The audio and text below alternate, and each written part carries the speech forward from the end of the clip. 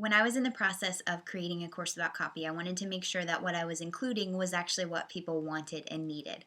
So I sent out a blog post to ask, a survey, to say, hey, what do you want to know about writing your own copy for your site? One of the most popular responses was, I want to know how to write engaging, interesting copy. I want to know how to get their attention. I want to know how to make them see that this is something that they really want, need, absolutely have to have. I want to know how to make it a no-brainer for them. And the truth is, the solution to that particular concern is so much simpler than you would think. I'm Nikki Elledge Brown, the communication stylist, and in this video I want to give you a very, very simple way to find out exactly what your potential dream clients and customers want to hear from you. It's a concept I call the copy bank.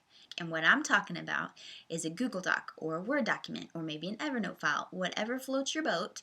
You have a central headquarters for where you gather the language that your potential clients and customers actually use to describe the problem, their love, hate, struggles, desires around what you can help them with. Specifically, there are two ways you can go about building up your copy bank.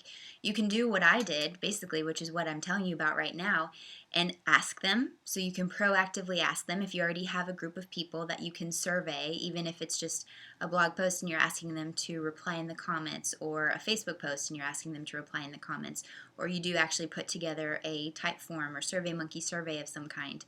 You can actually ask them. If you don't have people that you can ask, because that's part of the problem and why you need to attract their attention in the first place, then you can listen. And by listen, I mean probably read, but basically you need to know who it is that you're looking for based on the problem that you want to solve.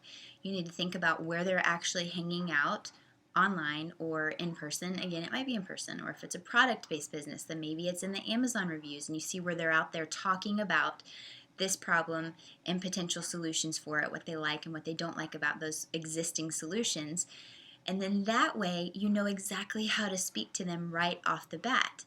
If you've done my free training over at acourseboutcopy.com and you've gone through and you've seen my about page recipe, you'll know that at the very beginning I recommend starting off with an attention getter that uses their words.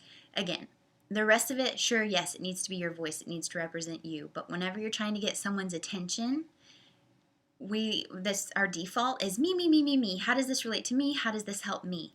So when you're starting off a page, a blog post, an email, you want to make sure it's very clear to them that they want to listen, and then you can get into the content of whatever else is on the page. That's where your copy bank comes in handy. Because if you know something really specific, maybe you're kind of stuck because you've been a health coach for too long and you kind of forget what people actually need help with because you already know you've helped so many people through this process. So maybe you need to get back in touch with reality to know that instead of helping people find their true happiness with their body, they really just want to be able to get back into their pre-pregnancy genes. So it's like you could take this pie in the sky concept that is really clear to you, but that's not what they're Googling. It's not what they're looking for. It's not what they're venting about and complaining about or wishing for with their friends. That's where you have to find the connection. That's what's going to be interesting to them. That's what's going to get their attention. You have to meet them where they are, and there's no better way to do that than to literally use their words. My friend Kendrick Shope is a sales pro. She specializes in helping people improve their sales and their businesses, and that's exactly one of her best tips that I ever heard was whenever you're on a sales conversation with people, literally repeat back whatever it was that they said they were struggling with and tie that back to, as long as it honestly does tie back to, whatever you're offering and how what you're offering helps them with exactly that. You don't even have to think anything more. You literally use their words. It's the same thing in your copy. You're repeating it back to them, and that's a symbol to them that, number one, you're listening. Number two, you care. And those are two really great ways to start off that relationship to get their attention.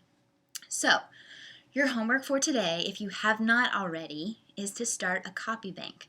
So just create that Google Doc or Word document, wherever you're going to keep them, and then go on a little hunt to find your dreamies. Again, you can ask them, you can survey them, and then you've got it all in one place, and that way you know you're speaking literally directly to them. You are speaking their language. So start that copy bank. If you've already started a copy bank and it helped make your copywriting that much easier the next time you sat down, then let me know about that too. I love to hear a copy bank success story and to hear, especially when people say, oh my gosh, how did you know that? You're totally in my head. I love that. I love it when that happens. And it happens all the time because it's a very effective way to communicate and get someone's attention. So that's it. Ask, listen, just make that genuine connection. Listening goes a really long way in every relationship, personal, professional, and everything in between. So, hope that was helpful for you. If it was, please feel free to share it. Otherwise, I'll see you next time. If the idea of launching your product, program, or service out into the world, or even just the word launch in general, makes you feel a little nauseous, then this one's for you.